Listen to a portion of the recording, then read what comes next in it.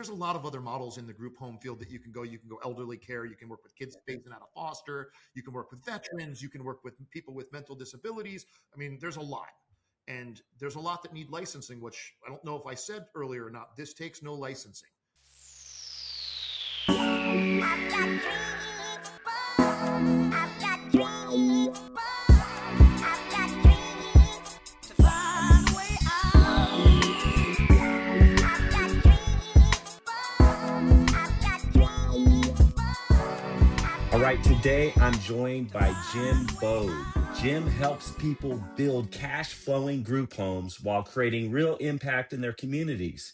Today, we're going to be diving into how this model actually works, where the opportunity is, and what most investors are missing. Jim, man, welcome to my show. Hey, I'm excited to be here. Awesome. So I got to start with your background because that's usually what we do here. Figure out I know you got into real estate, but then there was a major shift to what you're doing today and the business that you built around it. So if you could kind of lay out the groundwork of how you got to where you are right now. Absolutely. I'm going to do the condensed 25-year version of it. So, I've been an active real estate investor for 25 years now. Started out just doing straight up fix and flips.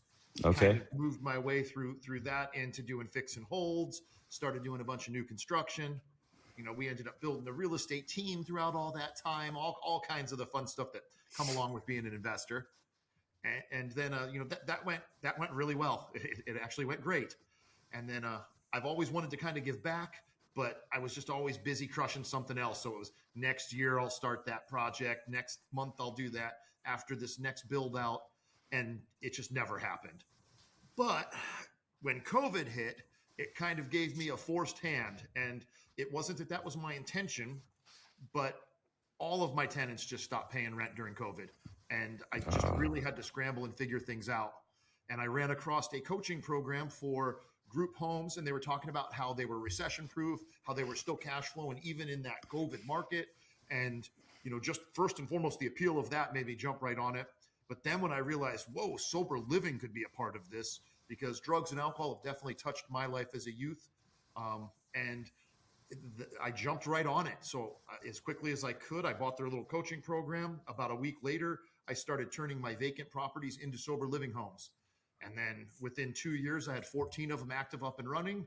And, now they flux because I'm still pushing out any of my smaller homes, like any of my little 2-bedroom, 1-bathroom duplexes that I had. They don't work as well for this model. So I'm selling those and building like 5-bedroom, 8-bedroom, 10-bedroom homes, and really just all in on this model. I don't even have a regular residential rental anymore. And Wow. that's where So I am now. you said you're actually building, these are new homes specifically for this niche. Correct. So I can jump into a little bit about what I'm doing on that. I'm building them as bigger homes, but I'm also keeping them. There's a few things I'm doing that are different, but I'm keeping them really transferable so I can turn them back to residential homes if the market shifts and this is no longer a viable option for some reason, if I just don't want to do it anymore, or when I do retire, if somebody doesn't want to buy that home and keep it as a sober living home. But the only major differences I'm doing is in where the master bathrooms would be, I will frame out so you can have a master bathroom entry, and then I'll sheet over it, and then I'll put an entry in the hall. So then that way there's no master bedrooms in the house. Okay. But it's sheetrock. It's cover this one, open this one, boom. Now you've got your master suite back. So, Yeah. Well, I know a lot of people are looking for creative ways right now. You mentioned COVID, right? People not paying rent. Well, now we're in a situation where, you know, the old methods aren't working because the prices of homes are just too high. And then you have the interest rates where the numbers don't work unless you just put a ton of money down to actually cash flow on these properties. So I know that the cash flow, obviously, because you're running a business out of the house, is going to be a lot more, but aren't I mean, this is just a misconception I think a lot of people have, myself included, that I don't want to do something like that. It's going to be a ton of work and licenses and it's where do you even begin? and you're absolutely right. There's a lot of misconceptions in this, and I think where I like to start is kind of expressing to people what it is and what it isn't. Because most people, you say it and they kind of think of one of two things. They either think that you're opening up a rehab clinic, where people come and stay for 30 plus days and they get sober, which it's not that at all. People have to come to us sober. And, we're definitely not a clinic. You can't come to us actively using drugs. Um, Yes. so we're the bridge from getting sober to staying sober, because most people will come, they'll go do a 30-day stint in an inpatient drug clinic, they'll get off of drugs, but it takes so much more time than that to actually get away from that addiction. Addiction is strong. Yeah. So we provide that stable place with rules, and it surrounds you with people that want to be sober. So everyone in that home is actively working towards the same goal. So you have a little bit of built-in community of people you can lean on when, hey man, I'm having a hard day, let's go to a meeting. Yeah. So Yeah. So what is your actual involvement in the business? yes, and that's an amazing question. So at this point, my actual involvement in the business is all top line. I basically run the real estate at this point because I built a team that does all the day-to-day operations. Um, the cool thing about this business is if you want it to replace your income, it's a pretty easy one for you to jump into and run yourself if that's what you want to do, because you get two to four of these homes, you're replacing almost a six-figure income. So like the cash flow on these is amazing.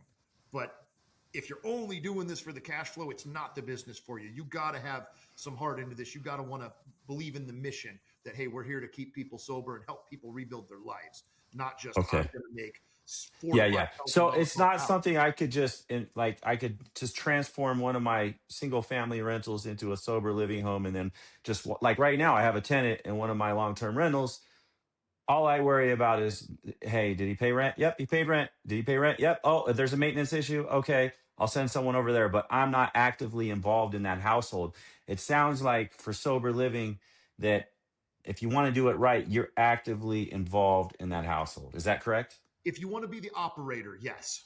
If Okay. you want to be the investor, no. You can still invest in these and have a very passive role in this.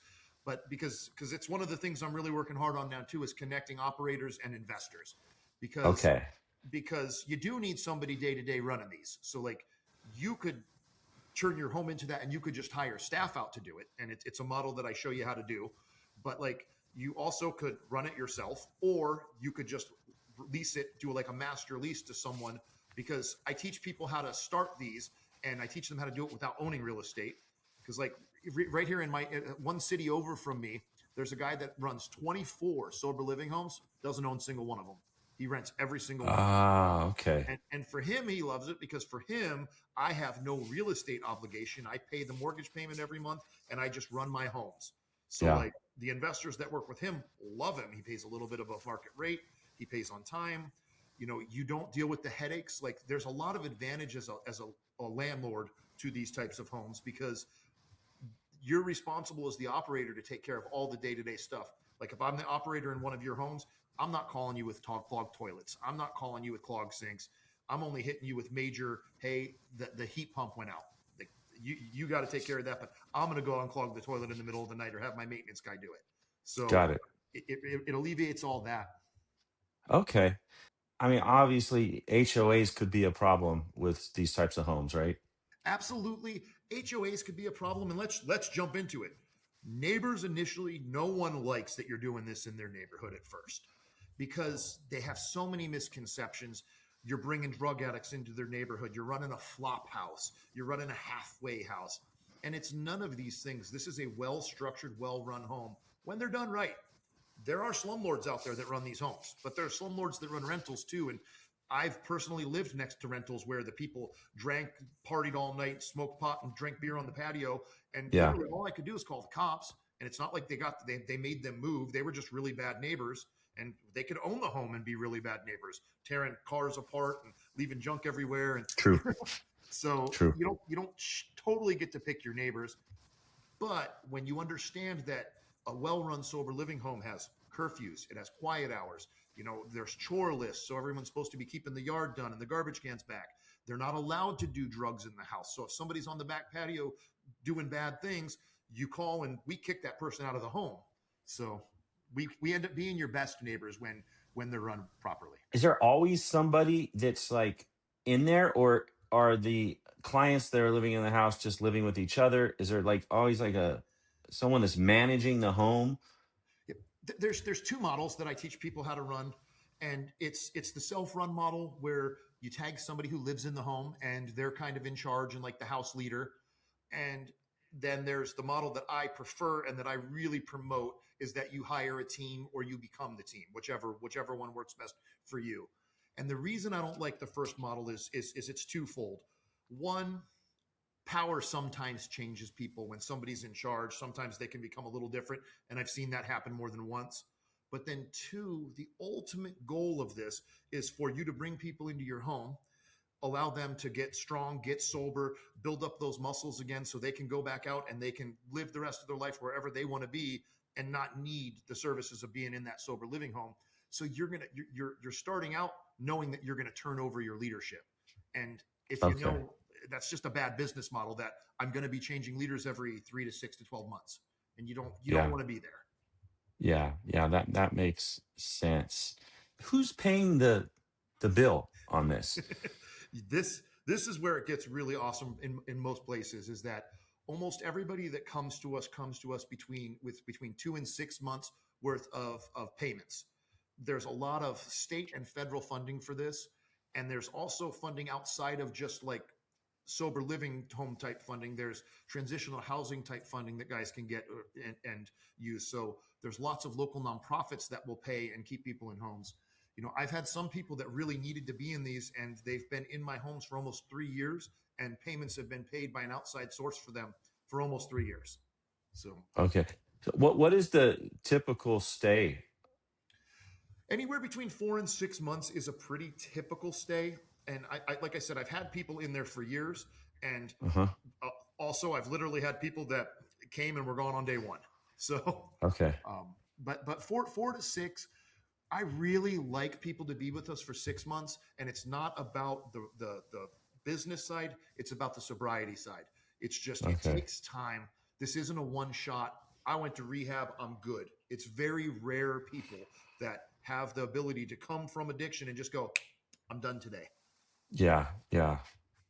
So you're really providing a really good service for these people to keep them on the straight and narrow, and at the same time, you're able to profit from it. It's there's something about just helping people that's more rewarding than any amount of money that you can make for sure. But then the fact that this is something that you can actually build a business around, I think that's pretty incredible. It's the best business I've ever owned on all of those fronts. I've never done something so emotionally rewarding. To watch somebody come from the lowest place they've been in their life to a rebuilt life where, maybe they've got a new set of teeth now and they've got their smile back, or they've got a vehicle and they haven't had one, or literally they've been sober for over a year and they hadn't been sober for 15 plus years up to that point. Like the it touches you in places you didn't know you had. And how many of these homes do you have right now? You said. Right now, I was up. It's kind of fluxed because I'm constantly selling. So like and rebuilding and putting in. So right now we're at 8 homes, but my 8 homes hold more people than my 14 homes held. And then I have a 12 lot development that I'm getting ready to build out, and I'm going to be doing almost all of that for like sober living or some type of communal housing. So And yeah. how often are you like at each one of these home personally? Me personally, I don't go to them very often. I do pop bys Okay. and say hello and just kind of see how things are going. But I have 2 team members and they run everything from the Okay. intakes to the outputs to doing drug tests and everything. So And so you've created a program now that will help people that are interested in this on how to get started and like how to even get these types of clients, how to get everything set up from a licensing perspective and everything else. absolutely. I have boiled it all down to all of the things that work, all of the things that don't work, and how to do it the fastest and most efficient. And really, we get pretty deep into a lot of the things too on how to run your home really well and actually help people achieve the mission. Because at the end of the day, if the mission of this is just money, I implore you, this is not the business for This you. isn't for you. It's Yeah, just not. yeah, Just go. You do an Airbnb or whatever, which still are very intensive. But like, yeah. but this isn't going to work well unless you just want to be that top line investor and bring in a great operator. But Okay. but And and even what's the wear and tear like on your properties? the wear and tear is actually, I'm going to put it right in there. Sometimes it's better than it was with just tenants because one, everybody wants to be here. Uh-huh. Two, we have the ability to remove people pretty quickly. So it's not like it takes months where they're in there stewing on the fact that, like, I hate this guy because he's the evil landlord. It's just like if Yeah, they do something wrong, we're moving them out that day. So, got it. and they all have responsibilities to help keep our home clean. Like there's chore lists, there's there's guidance, and my people are walking through the homes on a multiple time a week basis. Where if I went into one of my rentals once a year, that was a lot. Like, Yeah, yeah. Well, I mean, I guess it's good because you're always in there knowing what's going on. yep, And if you have people that are working for you that are managing some of these homes, they're in constant communication with you as well as the owner of the business and the property. absolutely. And Um, just to follow up on that, people don't have to be in these homes, so yes, it's not like they're incarcerated. They can leave whenever they want. It's their yeah. choice. So like the people that are here want to be here, so they tend to take pretty decent care of the homes. You know, That was the other question I was going to have. If you have like, what's the average number of clients that are living in a home on your average home? Yeah. So the way we break it down is we do two people per bedroom. And the Okay. most important reason we do two people per bedroom is because you are so much less likely to relapse when you actually have that in room accountability. The majority of our relapses have come from solo rooms. So it really, really matters. You really need a lot of accountability when you're coming through the initial Hmm. phases of getting detoxed and getting sober. And then the other part Yes. is of course, financially, it makes a lot more sense when you have two people per bedroom because, I mean, you're doubling the potential income for that property. So do these people have vehicles and stuff that are parked around the property? Because I could see where with neighbors and stuff, that may be like something that you get some complaints about. Absolutely, it's about a 50-50 mix. We have a lot of people, most of the people that come to us right now, that come to us without a vehicle. Okay. You kind of know as people start getting vehicles, they're kind of getting closer to they're going to be able to get out on their own soon too, because it's kind of a big deal when you get a vehicle. A lot of the people that we get that come to us are coming from the lowest point they've been because they're coming out of a 30-day rehab. I mean, they literally will come to us with a bag of clothes, and if they're not coming to our place, they're potentially homeless. What about meals and groceries and all these types of things? How does that work in these homes? We don't do any consumables. So Okay. toilet paper, dish soap, cleaning supplies, that all falls on them because Okay. we do need them to reassimilate too. You have to start getting to where I'm buying stuff for myself. And the majority of people come in and are absolutely qualified to get food assistance.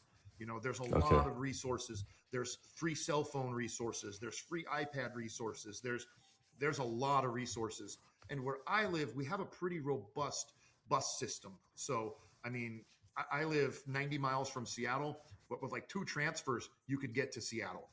So, Okay. you can travel pretty easy around here. And all my homes are really walkable to our downtown. So all the guys can walk to their drug classes. They can walk to any of the appointments they have. So So let's talk about the dollars and cents on this. What are we looking at as far as like, and I'll just use Colorado for example because I'm here. I would say the average four-bedroom home, if I was going to rent it out to a long-term tenant, I could probably rent it out for 2,500 bucks a month. yep, and What are we looking at with these types of homes and the overhead that's involved? absolutely. So you'd be able to take that same home, and if it was full, like where and let's just be really clear. Everything's demographically challenged. I mean, you go to It is. Ohio and I can buy an $80,000 house. Well, I can't expect to get the same I'm going to get here. But Yeah. like where I'm at, my average house in my area is about 350 to 400 for a house like that. So, my mortgage isn't much off from where that one would be. And that's about what I could rent a home for, 25 to 27 for a 4-bedroom home around here. I might be able to sneak 3K out of it, but I'm probably overcharging somebody that can't really even afford it. Where I'm at, and in that price point, I get $850 per bed. So, 850 per bed. Okay. so a 4-bedroom house with 8 people in it, I bring in $6,800 a month, minus my mortgage payment, and I spend about 12 to 1,500 in other utilities and things because I pay all the utilities, I pay internet, I pay all those fun things. So, Yeah. where I'm at on that is I'd cash flow $2,500 to $3,000 a month off of that house, and that's, I mean, But you that's a still big. have to pay somebody, right? Unless you're the one that's actively doing it. Correct. But I have 2 part-time people because even hitting my houses almost every day, it's not a full-time job to run these homes. Like, and we're super high touch, but like my people that work with me come from addiction backgrounds and they really want to make sure people are staying sober. So like you can do a lot less touches than we do. I mean, but like we have a 10-minute walkthrough form that we give everybody. So like you should be able to go through the house and do a quick walkthrough on the house, and it should take 10, 15 minutes because you're not there rifling the house. You're not a prison warden. Like you're there to make sure that they're maintaining the house properly, because you not only that, you have 6 or 8 people that live in a home. You're not going to catch them all at the same time. We really promote work. So you've got guys that work night shifts. You got guys that work day shifts. You got guys that are in school. They all have tons of meetings they go to. So like if 2 or 3 of the guys are home when you're walking through the house at any given time, other than a curfew time, like you're not going to see many of them. So it's an in and out. I mean, you could, when we had 14 homes running, I still only had 2 part-time people. So Nice. Okay. So if someone's listening that wants to start, what's the first step they should take? well, the first step you should take is go to jimbode.com and get on a call with me, and we can kind of talk about, because what I really am doing right now is doing a 15, 20-minute call with people, seeing where they're at, what they want to do, and making sure it's a good fit. Because I'm not here to glamorize this and make it like you're just going to open up a house, it's going to fill itself, and you're going to collect $7,000 a month. Like, no, there's work to this. And I appreciate that. There's far too many people peddling these get rich quick. This is the answer to everything. It's easy. I do appreciate that. well, and it's why it's so important that you got to believe in the mission. If you believe in this mission, you can get paid more than you've ever made, but you're not going to get Yeah. paid just because it's a cash machine. You got to be doing the right things. You got to be actually helping people get to stay sober. If you're not doing that, you don't deserve to be paid. What attracted you to this niche in the first place? Yeah, it is indeed. I grew up around addiction. I was blessed enough to see it and understand it wasn't what I wanted, so I didn't follow that path. But I watched it wreak havoc on my family personally, and what really put me to this exact model, because there's a lot of other models in the group home field that you can go. You can go elderly care. You can work with kids Hmm. taken out of foster. You can work with Yes. veterans. You can work with people with mental disabilities. I mean, there's a lot. And there's a lot that need licensing, which I don't know if I said earlier or not. This takes no licensing. So there's Oh, there's really? there's Okay. five. You did not say that. I That's didn't. that's interesting. Yeah, there are 5 states that have some requirements and do require some licensing, but mainly to take any type of funding, you have to get that licensing in these other states. Like Florida's a big one, but it's possible to do, and you actually get compensated a little bit better, and your competition's less because there is a requirements. So, but what really put me into this was I had a nephew that came and stayed with me, and he had been to some of the really beautiful luxury rehab places, and just none of it worked. And he came and stayed with me and lived directly with me and my wife. And he came to work with me because I have a small construction company. So like he worked every day, and it was the longest that he had been sober in a long time too. And getting to see what this really did, it was like, oh, sober living. I 100% personally know that this changes lives, because it, Yeah. it does. I mean, this kid, I love him, but man, he was a wreck when he came to us. We'd go down and check his room. We found a full quesadilla in his bed one day. I mean, just Oh man. weird, crazy stuff. But like by the end of it, he was cleaning his room, up early every day. Like it's just his life completely shifted to what what a fantastic, great life could be. So Wow, that's it. It sounds like something that definitely will touch, not only just touch your heart. There's also some money to be made, and the fact that you don't even need a license, I did not realize that. That's pretty amazing. So if people reach out to you, what was your website again that they it's my can? name, jimbode.com. Jimbode.com. If they go to your website, you could show them the ropes, basically walk them down to, hey, this is how you get clients, this is how you get funding, this is how you put the whole thing together, these are things that you need to watch out for. You can lay the groundwork for them and help them get started. Absolutely. Well, what I've got coming up, May 19th, I start my first 60-day build out that I'm going to be doing. And it's going to be an intense 60 days. We've got all of our weeks planned out where we're going to go through this step by step together. You're going to get a lot of direct access to me where I'm showing you exactly what to do, what not to do. We're going to get on and script and make phone calls together and just do literally everything you need to do so I can have you up and running in 60 days. So Awesome. Well, I appreciate the time that you made for this today. I enjoyed talking with you. Definitely interested in it. Something I'm going to dig into. I think I will call you on the side about this because I do awesome. have some more questions Yep. and maybe some interests too. I have one home in particular. I've been thinking about this actually before talking to you, um, because I think it's in a perfect neighborhood. There's no close neighbors, so we wouldn't have to worry about that. But anyway, I'll definitely be in touch. To everyone else that's out there listening, go to his website, jimbo.com, if you're at all interested. Until next time, everyone, God bless.